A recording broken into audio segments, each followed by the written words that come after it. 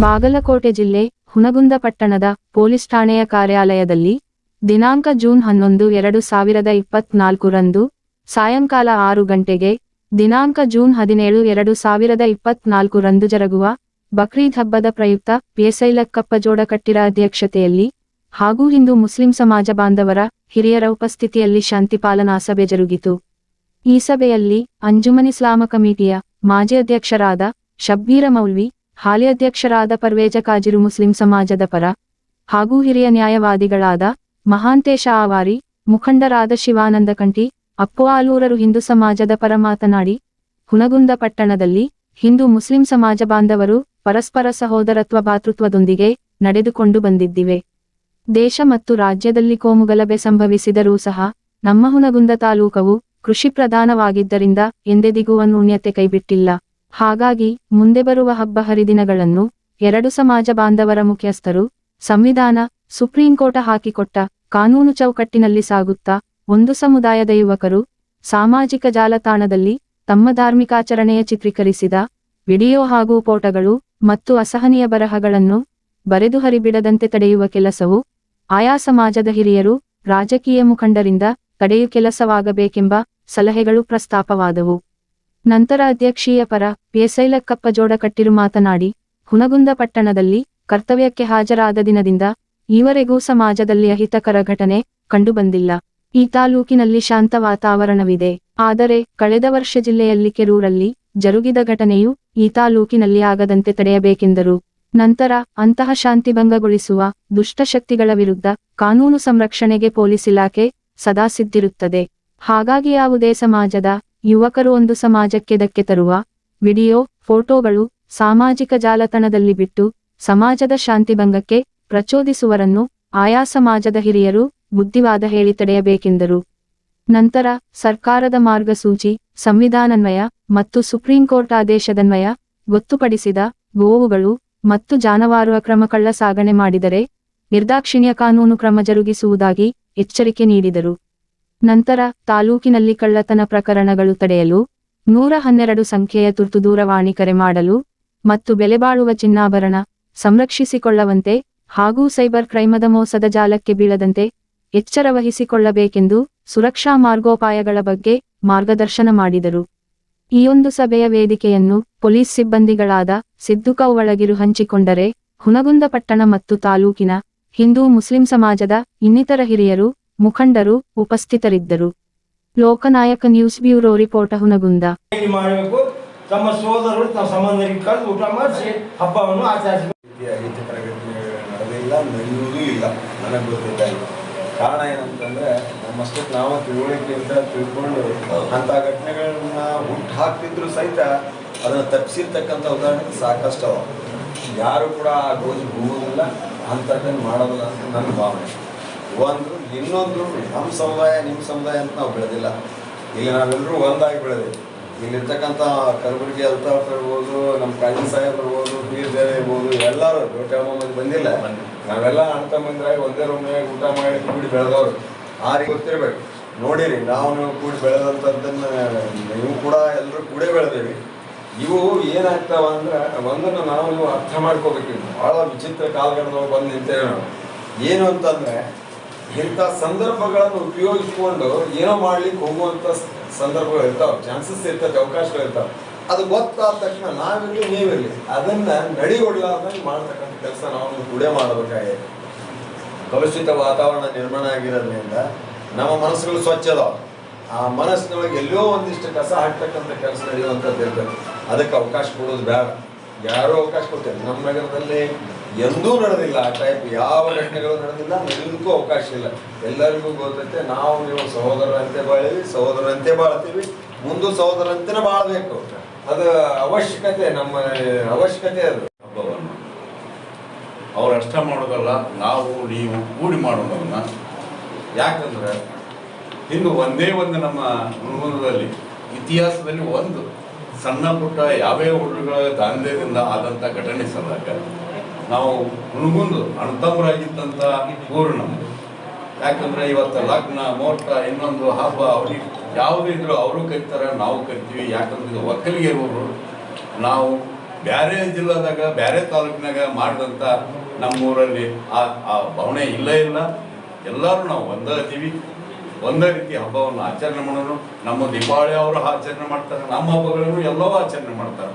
ಅವ್ರ ಹಬ್ಬಗಳನ್ನು ನಾವು ಆಚರಣೆ ಮಾಡುವಂಥ ಇನ್ನು ಮುಂದಿನ ದಿನಮಾನದೊಳಗೆ ನಾವು ಅದನ್ನು ಕಾರ್ಯರೂಪಕ್ಕೆ ತರುವಂಥ ವ್ಯವಸ್ಥೆಗಳನ್ನು ಮಾಡಿ ಉಸುರು ನಾವು ಹಬ್ಬವನ್ನು ಆಚರಣೆ ಮಾಡೋಣ. ಬರೆದಿದ್ದ ಉದ್ದೇಶ ಏನಪ್ಪ ಅಂದರೆ ಶಾಂತಿ ಸಭೆ ನಾವು ನಮ್ಮ ಹುಣಗುಂದ ತಾಲೂಕಿನಾಗ ಯಾವಾಗಲೂ ಶಾಂತಿಯಿಂದನೇ ಅದೀವಿ. ಕೂಡ ಅವ್ರು ಪೂರ್ವಭಾವಿಯಾಗಿ ಎಲ್ಲರಿಗೂ ವಿಷಯ ತಿಳಿಸೋಣ ಅನ್ನೋ ಉದ್ದೇಶಕ್ಕೆ ಕರೆದಿದ್ದ. ನಾವು ಅಂದರೆ ಹಾಗೂ ಎಲ್ಕಲ್ ದರ್ಗಾದಲ್ಲಿ ಇರ್ತಕ್ಕಂಥ ದರ್ಗಾ ಒಂದು ಸಣ್ಣ ನೆನಪು ಏನಪ್ಪ ಅಂದರೆ ದಿನದಲ್ಲಿ ಮುರ್ತುಜಾ ಖಾದ್ರಿಯವರು ಮಹಾನ್ ಸ್ವಾಮಿಗಳಿಗೆ ಪ್ರಸಾದ ತೊಗೊಂಬಂದ್ರೆ ಹಿಂಗೆ ಎಡೆ ತೊಗೊಂಬಂದ್ರೆ ಹಿಂಗೆ ತೆಗೆದ್ರೆ ಅದು ಹೂವಾಗಿತ್ತು. ಅಂಥ ನಾಡಿನಲ್ಲಿ ಬೆಳೆದವರು ನಾವು ಅಷ್ಟೊಂದು ಶಾಂತಿಯುತವಾಗಿ ಮೊದಲಿಂದನೂ ಬಂದೀವಿ, ಈಗೂ ಅದೀವಿ, ಮುಂದೂ ಇರ್ತೀವಿ. ಯಾಕಪ್ಪ ಅಂತಂದರೆ ಅನುಭವಗಳಿಲ್ಲ. ನಾವು ಲೈನ್ದವ್ರು ಕಾಣೋಣ, ಮಾವಂತೀವಿ, ನಾಯಕರು ಕಾಣೋಣ, ಅಣ್ಣ ತಮ್ಮ ಅಂತೀವಿ. ಹಂಗಾಗಿ ಮುಲ್ಲಾರು ಕಾಣೋಣ, ಅವರೊಂದು ನಮ್ಮನೆ ಅಣ್ಣತಮ್ಮರು ಅನ್ಕೊಂತ ಹೊಂಟೀವಿ. ಹಂಗೆ ಬೆಳೆದೀವಿ ನಾವು. ಮುಂಜಾನೆ ಎದ್ದರೆ ಅಂತ ಕೇಳಾದ ಮುಂದಕ್ಕೆ ಹೋಗಿಲ್ಲ ಅಂತ ಹೆಚ್ಚಿನ ಅಣ್ಣತಮ್ಮರ ಪ್ರೀತಿ ವಿಶ್ವಾಸ ಹೆಚ್ಚಿಗೆ ಬೆಳೀಲಿ ಅಂತೇಳಿ ನಾನೆಲ್ಲರಿಗೂ ಕೇಳ್ತಾ ಇದ್ದೀನಿ. ರಾಜಕಾರಣಿಗಳೇ ಇದನ್ನು ಒತ್ತು ಕೊಟ್ಟು ನಮ್ಮ ಬ್ಯಾಳೆ ಬೇಯಿಸೋದಕ್ಕೆ ಬೇರೆ ಬೇರೆ ತಂತ್ರಗಳನ್ನು ನಾವು ಮಾಡ್ತೀವಿ. ಇದನ್ನು ನಾವು ಆಗಲಾರ್ದಂಗೆ ನಾವೇ ತಡೆ ಹಿಡಿದ್ಬಿಟ್ರೆ ನಾವು ಯಾವುದೂ ನಡೆಯುವುದಿಲ್ಲ. ಒಂದು ಏನಪ್ಪ ಅಂದರೆ ಈಗ ಭಯ ಆಗಳಿಂದ ಕುರ್ಬಾನಿ ಕೊಡೋದಕ್ಕೆ ಏನು ಹೇಗಿರುತ್ತೆ ಅದು ನಮ್ಮ ಧರ್ಮ. ನಾವು ನಮ್ಮ ಧರ್ಮಕ್ಕೆ ಗೌರವ ಕೊಡೋದು ಫಸ್ಟ್. ಆನಂತರ ಇನ್ನೊಬ್ಬ ಧರ್ಮದವರನ್ನು ಗೌರವದಿಂದ ಕಾಣಬೇಕು. ಅವಾಗ ಅದು ನಾವು ಸೌಹಾರ್ದಯುತವಾಗಿ ನಾವು ಜೀವನ ಸಾಗಿಸ್ಲಿಕ್ಕೆ ಸಾಧ್ಯ. ನಾವು ನಮ್ಮ ಧರ್ಮಕ್ಕೆ ಮೊದಲು ಗೌರವ ಕೊಡಬೇಕು. ನಮ್ಮ ದೇಶದಾಗ ಏನೈತಪ್ಪ, ನಮ್ಮ ಸಂವಿಧಾನ ನಮ್ಗೆಲ್ಲರಿಗೂ ಒಂದು ಏನು ಫ್ರೀಡಮ್ ಕೊಟ್ಟೈತಿ, ನಮ್ಗೆಲ್ಲರಿಗೂ ಕಾನೂನು ಕೊಟ್ಟೈತಿ. ನಾವು ಯಾವುದೇ ಧರ್ಮವನ್ನ ನಮ್ಮ ಇಚ್ಛೆ ಪಟ್ಟಂಥ ಧರ್ಮವನ್ನ, ಭಾಷೆಯನ್ನ ಅಥವಾ ಸಂಸ್ಕೃತಿಯನ್ನ ನಾವು ಯಾವುದೇದನ್ನ ನಮ್ಮ ಇಚ್ಛೆ ಪಟ್ಟಂತೆ ನಾವು ಆಚರಣೆ ಮಾಡ್ಬೋದು, ಅದನ್ನು ಬೆಳೆಸ್ಕೊಂಡು ಹೋಗ್ಬೋದು. ಇದು ನಮ್ಮ ಸಂವಿಧಾನ ಡಾಕ್ಟರ್ ಬಿ ಆರ್ ಅಂಬೇಡ್ಕರ್ ಅವರು ಕೊಟ್ಟಂತ ಒಂದು ಸಂವಿಧಾನದಲ್ಲಿ ಎಲ್ಲರಿಗೂ ಕಾನೂನುಬದ್ಧವಾಗಿ ಸರಿ ಸಮಾನವಾಗಿ ಎಲ್ಲರಿಗೂ ಹಕ್ಕೈತಿ. ಈಗ ಮುಸ್ಲಿಂ ಸಮುದಾಯದವರು ಅವ್ರದ್ದು ಏನು ಆಚರಣೆ ಐತಿ, ಅವ್ರದ್ದೇನು ಕಸ್ಟಮ್ಸ್ ರೂಢಿಗಳಿದಾವ, ಅವ್ರಿಗೆ ಆಚರಣೆ ಮಾಡ್ಕೊಂಡು ಹೋಗೋದು, ಅದನ್ನ ಯಾರೇ ಹಿಂದೂ ಧರ್ಮದವ್ರದ್ದು ಅವ್ರ ಆಚರಣೆ ಏನು ಮಾಡೋದು, ಇದೆಲ್ಲರನ್ನ ಅವ್ರದ್ದು ಆಚರಣೆಗಳನ್ನ ನಮ್ಮ ಆಚರಣೆಗಳನ್ನ ನಾವೆಲ್ಲ ತಗೊಂಡು ಅವ್ರದ್ದು ನಾವು ಮಾಡೋದು, ನಮ್ಮದು ಅವ್ರು ಮಾಡೋದು, ಇದೇ ಸಹೋದರತ್ವ. ಇದನ್ನ ಅವ್ರಿಗೆ ಅವ್ರು ಆದ್ ಮಾಡತ್ತಾರ, ನಾವ್ ಇದನ್ನ ಮಾಡತ್ತಾರ ಅಂತ ಜಗಳಾಡ್ಕೊಂಡು ಕಡ್ದಾಡ್ಕೊತ ಹೋಗಿಲ್ಲ. ಯಾಕಂದ್ರೆ ಅವ್ರದ್ದು ಸಂವಿಧಾನ ಕೊಟ್ಟೈತೆ, ಅವ್ರದ್ದು ಏನು ಆಚರಣೆ ಮಾಡ್ತಾರ ಅದಕ್ಕೆ ನಾವು ಪ್ರೀತಿ ಮಾಡೋಣ, ಅವ್ರ ಧರ್ಮವನ್ನ ಅನುಕರಣೆ ಮಾಡೋಣ, ಪ್ರೀತಿ ಮಾಡೋಣ. ಅವ್ರದ್ದು ಏನ್ ಮಾಡ್ತಾರಪ್ಪ ಅದನ್ನ ನಾವು ಅನುಸರಣೆ ಮಾಡೋಣ. ಅದ್ರಿಗೆ ಏನ್ ತಪ್ಪೈತಿ? ಇವ್ರು ಹಿಂದೂಗಳು ಏನ್ ಮಾಡ್ತಾರ ಅದನ್ನ ಅವ್ರು ಮಾಡ್ಲಿ, ಅದ್ರಿಗೆ ಏನ್ ತಪ್ಪೈತಿ? ಎಲ್ಲರೂ ಒಟ್ಟುಗೂಡಿ ಏನಪ್ಪಾ ನಾವು ಇದ್ದಿದ್ದಾಗಿ ಜಾಸ್ತಿ ಆಗತ್ತೆ. ಸ್ವಲ್ಪ ಹಿಂದೂ ಮುಸ್ಲಿಂ ಆದಿದಾನ ಅಂತ ಸ್ವಲ್ಪ ಕಿಡಿಗೋಡಿ ಇರ್ತಾರೆ, ಎಲ್ಲ ಬೆರಳುಗಳು ಸಮಾನಾಗಿರಂಗಿಲ್ಲ. ಇಲ್ಲಿ ಬಂದವರಲ್ಲಿ ಎಲ್ಲಾರ್ದು ನಮ್ಮ ಮೆಂಟಾಲಿಟಿ, ನಮ್ಮ ತಲೆಯಾಗ ಏನ್ ನೋಡತೈತೆ ನಮ್ಗೆ ಗೊತ್ತಾಗ್ತೈತಿ ಇಲ್ಲ. ಎಲ್ಲರೂ ನಾವು ಒಂದ್ ಅಂತ ಅನ್ಕೊಟ್ಟು ನಮ್ಮ ತಲೆಯಾಗ ಏನ್ ನೋಡತ್ತಾವ ನಮ್ಗೆ ಗೊತ್ತಿರಂಗಿಲ್ಲ. ಸೊ ಆ ಕಾರಣಕ್ಕಾಗಿ ಸ್ವಲ್ಪ ಏನೋ ಇರ್ತಾರೆ, ಯಾವ ಜನ ಸಣ್ಣ ಪುಟ್ಟ ಅವ್ರಿಗೆ ಏನಾದ್ರು ಒಂದು ಗಲಾಟೆ ಮಾಡೋದು, ಇಂಥದ್ದೇ ಇಂಟೆನ್ಷನ್. ಇದು ಬಕ್ರೀದ್ ಬತ್ತು ಏನಾರು ಒಂದು ಇಂಟೆನ್ಷನ್ ಮಾಡಿ ಏನಾರು ಒಂದು ಏನಾರು ಕುಮ್ಮ ಕೊಟ್ಟು ಏನಾರು ಮಾಡೋಣ ಅಂತಾರೆ ಅಂಥವ್ರು ಜನ ಇರ್ತಾರೆ. ಅಂಥವ್ರಿಗೆಲ್ಲ ಯಾರಿಗೆ ಆಸ್ಪತ್ರೆಗಳು ಕೊಡಲ್ದಂಗ ಮುಂಬರುವ ಏನು ನಮ್ದು 17ನೇ ತಾರೀಕು ಬರ್ತೈತಿಲ್ಲ ಅದನ್ನ ಚಂದಾಗಿ ನಡ್ಸ್ಕೊಂಡು ಹೋಗೋನು. ನಮ್ದು ಸಂವಿಧಾನ ಏನು ಕೊಟ್ಟೈತಿಲ್ಲ ಆ ಪ್ರಕಾರ ಕಾನೂನು ಪ್ರಕಾರ ನಾವು ನಡ್ಕೊಂಡು ಹೋಗೋನು. ಅದೇ ರೀತಿಯಾಗಿ ನಮ್ಗೆ ಇದು ಬಕ್ರೀದ್ ಹಬ್ಬದ ನಿಮಿತ್ತವಾಗಿ ಒಂದೆರಡು ಕಾನೂನು ಬರ್ತಾವ, ಅಂತ ನಮ್ಗೆ ಹೇಳಬೇಕು. ಪೀಸ್ ಕಮಿಟಿ ಮೀಟಿಂಗ್ ಮಾಡಲೇ ಮಾಡಿ ಅದ್ರ ಮೇಲೆ ನಮ್ಮ ಒಂದು ಸರ್ಕ್ಯುಲರ್ ಬಂದೇ ಬರ್ತೈತಿ ನಮ್ಮ DGIದಿಂದ ನಮ್ಮ ಹೈಯರ್ ಅಥಾರಿಟಿಯಿಂದ. ಸೊ ಆ ಪ್ರಕಾರವಾಗಿ ನಾವು ಇವತ್ತು ಪೀಸ್ ಕಮಿಟಿ ಮೀಟಿಂಗನ್ನು ಹಮ್ಮಿಕೊಂಡಿದ್ದೀವಿ. ತಮಗೊಂದು ಏನು ನಾನೊಂದು ಅಭಿನಂದನೆಗಳು ಸಲ್ಲಿಸ್ಬೇಕು. ನಮಗೊಂದು ಸುಮಾರು 4 ತಿಂಗಳಾಯಿತು. 4 ತಿಂಗಳಲ್ಲಿ ಒಂದೇ ಒಂದು ಹಿಂದೂ ಮುಸ್ಲಿಂ ಜಗಳ ಆಗೈತಿ, ಏನೋ ಒಂದು ಗಲಾಟೆ ಆಗೈತಿ, ಅದು ಇದು ಹಿಂದೂ ಮುಸ್ಲಿಂ ಅಂತ ನಾನು ಕಿವಿಗೆ ಬಿದ್ದಿಲ್ಲ, ಬಿಡುದಿಲ್ಲ ಅಂತ ನನ್ನ ಭಾವನೆ ಐತಿ. ಆಗೋದಿಲ್ಲ, ಹಿಂಗೆ ಕಂಟಿನ್ಯೂ ಇರಲಿ. ಹಿಂಗೆ ನೀವೆಲ್ಲರೂ ಒಂದಾಗೆ ಭ್ರಾತೃತ್ವ ಭಾವನೆ ಬೆಳೆಸ್ಕೊಂಡು ಸಹೋದರರಂತೆ ಇದೇ ಕಂಟಿನ್ಯೂ ಆತಂದ್ರೆ ಮುಂದೊಂದಿನ ಒಂದು ನಮ್ಮ ಕರ್ನಾಟಕಕ್ಕೆ ಒಂದು ಮಾದರಿ ಆಗಲಿ ಅಂತೇಳಿ ನನ್ನೊಂದು ಆಸೆ. ಚಂದಾಗಿದ್ದೀರಿ ಎಲ್ಲರೂ ಸಹೋದರರಿಂದ. ನಾನು ಬೆಳಗಾವದಿಂದ ಬಂದು ಬೆಳಗಾವದಾಗ ನೌಕರಿ ಮಾಡಿದ್ದೀನಿ. ಸೊ ಅಲ್ಲಿ ಸ್ವಲ್ಪ ಸಣ್ಣ ಪುಟ್ಟು ಏನೋ ಒಂದು ವಾರದಾಗ 15 ದಿನದಾಗ ಬಂದೇ ಬರ್ತೈತೆ, ಅಲ್ಲಿ ಸಣ್ಣ ಪುಟ್ಟು ಬರ್ತಿದ್ವು. ಸೊ ಇಲ್ಲಿ ಬಂದ ನಂತರ ನಾನು ಯಾವುದೇ ಒಂದೇ ಮುಸ್ಲಿಂ ಅಂತ ನಾನು ಕಿವಿ ಬಿದ್ದಿಲ್ಲ, ಅದಕ್ಕೆ ನಮ್ಗೆ ಅಭಿನಂದನೆ ಸಲ್ಲಿಸ್ತೀನಿ. ಹಿಂಗೆ ಕಂಟಿನ್ಯೂ ಇರ್ರಿ, ಹೆಂಗೆ ಇದ್ದೀರಿ ಅಂತ ನಾನು ನಿಮ್ಗೆ ಹಾರೈಕೆ ಮಾಡ್ತೀನಿ. ಭಾಳ ಜಾಸ್ತಿ ಬೀಳ್ತಾ ಇದೆ. ಮೈಂಡ್ ಬಿಟ್ಟಿರ್ಬೋದು, ಹುಬ್ಳಿ ಗಲಭೆಗಳಾಗಿರ್ಬೋದು. ಇಂಥ ಹುಡುಗ ಹುಡುಗಿ ಏನಾಗ್ತೈತಿ, ನಿಮ್ಮ ಯಾರು ನಿಮ್ಮ ಮನೆಯಾಗಿರ್ಬೋದು, ನಿಮ್ಮ ಅಕ್ಕಪಕ್ಕದಾಗಿರ್ಬೋದು, ಯಾರು ನಿಮ್ಮ ಕಾಲೇಜ್ ಹೋಗಿರ್ಬೋದು, ನಮ್ಮ ಮಕ್ಕಳು ಹರಿದು ಬಿಡೋದು ಅಷ್ಟಲ್ಲ. ನಮ್ಮ ಮಕ್ಕಳು ಏನು ಮಾಡ್ತಾರಪ್ಪ ಅನ್ನೋದ್ರ ಬಗ್ಗೆ ನಿಮ್ಗೆ ಗಮನ ಹರಿಸ್ಬೇಕು. ಯಾವ ಕಾಲೇಜ್ಗೆ ಹೋಗ್ತಾರ, ಏನು ಮಾಡ್ತಾರ, ಕಾಲೇಜ್ದಾಗ ಅವ್ರ ಚಟುವಟಿಕೆಗಳು ಏನದಾವ, ಮತ್ತು ಮನೆಗೆ ಬಂದ ತಕ್ಷಣ ಮೊಬೈಲ್ದಾಗ ಅವ್ರು ಏನೇನು ಮಾಡಾಕ್ತಾರ ಮೊಬೈಲ್ ಒಂದು ಸ್ವಲ್ಪ ನೋಡ್ರಿ. ಅವ್ರ ಕಡೆ ಬಿಟ್ಟು ಬಿಡುವಾಗಿಲ್ಲ. ಇಲ್ಲಪ್ಪ ನಮ್ಮ ಮಗಳು ಅವ್ರೆಲ್ಲ ಮೊಬೈಲ್ದಾಗ ಏನು ಮಾಡ್ತಾರೆ ಅದನ್ನ ನೋಡಂಗಿಲ್ಲ. ಅವ್ರು ಏನು ಕಲ್ಸೋದು, ಅವ್ರಿಗೆ ಏನು ವಿದ್ಯೆ ಐತೆ ಅದನ್ನ ಕಲ್ಸೋದು ಅಷ್ಟೇ ಮಾಡ್ತಾರೆ. ಅದನ್ನ ಏನೈತೆ ನಿಮ್ಮ ಮನ್ಯಾಗ ನೋಡ್ಬೇಕು. ನಮ್ಮ ಮಕ್ಳು ಏನು ಮಾಡಾಕ್ತಾರ, ಎಲ್ಲಿ ಹೋಗ್ತಾರ, ಯಾರ ಜೊತೆ ಅಡ್ಡಾಡ್ತಾರ, ಅವ್ರದ್ದು ಏನದ ಫ್ರೆಂಡ್ಶಿಪ್ ಸರ್ಕಲ್ ಅಂತ ಸ್ವಲ್ಪ ತಿಂಗಳದಾಗ ಇಲ್ಲಿ ಗಮನದಾಗ ಹರಿಸಿದೀನಿ. ಯಾಕಂದ್ರೆ ಅಷ್ಟು ಜಾಸ್ತಿ ಆಗತ್ತವ. ನಾವು ಲಾಸ್ಟ್ ಎಲ್ಲರೂ ಬಂದಿದ್ದೀರಿ, ಹಂಗೆ ಹೇಳೇ ಬಿಡ್ತೇನೆ. ಅವ್ರು ಯಾವ್ದು ಕಳ್ತನ ಆಗಿಲ್ಲ. ನಾವು ಬಂದು ವರ್ಕ್ಕಿಂತ ಮುಂಚೆ ಒಂದು 4 ಅದು ನೀವು ಜಾಸ್ತಿ ಫಾಲೋ ಅಪ್ ಮಾಡಾಕತ್ತೀರಿ ನೀವು. ಸೊ ಅದ್ರೊಳಗೆ ಸ್ವಲ್ಪ ರಿಕವರಿ ಎಲ್ಲ ಮಾಡಿದ್ವಿ ನಾವು. ಅಂದ್ರೆ ಕಳ್ಳರು ಈಗ ಸ್ವಲ್ಪ ಅವಳಿ ಕಡಿಮೆ ಆಗಿತ್ತು ಅಂತ ಅನ್ಕೋತೀವಿ. ನಮ್ಮದು ಪೊಲೀಸ್ನ ನಾವು ಜಾಸ್ತಿ ಮೊದಲು 2 ಪೊಲೀಸ್ ಹಾಕ್ತಿದ್ವಿ. ನೈಟಿಗೆ 4 + 1 5 ಪೊಲೀಸ್ ಹಾಕ್ತೀವಿ ನಾನು ಕಂಟಿನ್ಯೂಸ್ ಆಗಿ. ನಮ್ಮಲ್ಲಿ ಈ ಕಡೆ ಹಳೆ ಭಾಗ ಒಂದು, ಹೊಸ ಭಾಗ 2 ಪೊಲೀಸ್ಗಳನ್ನ ಹಾಕ್ತಾನೆ.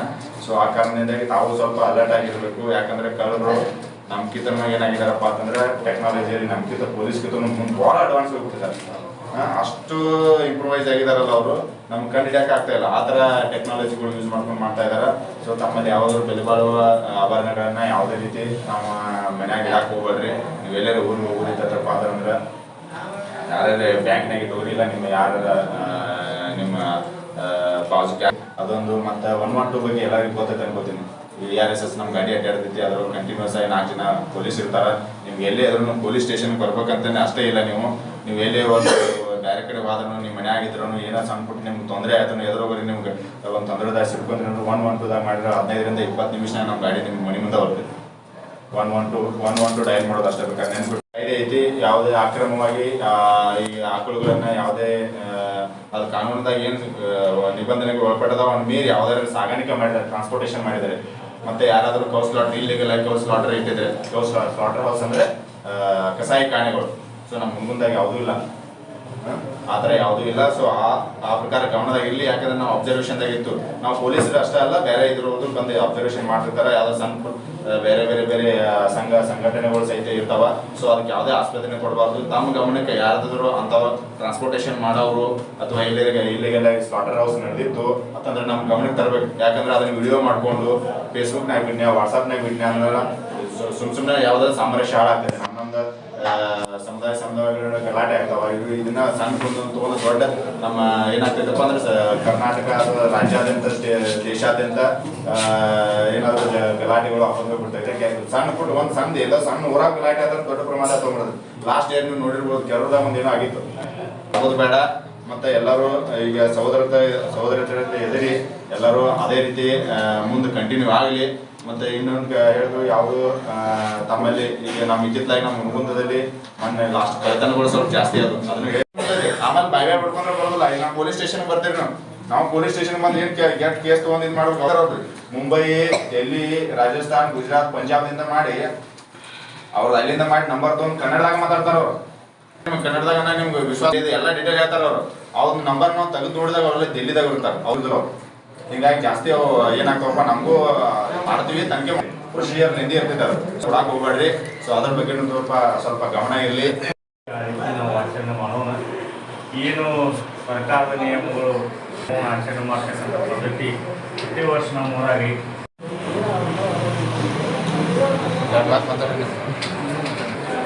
ಶಾಂತಿ ಸಭೆಗೆ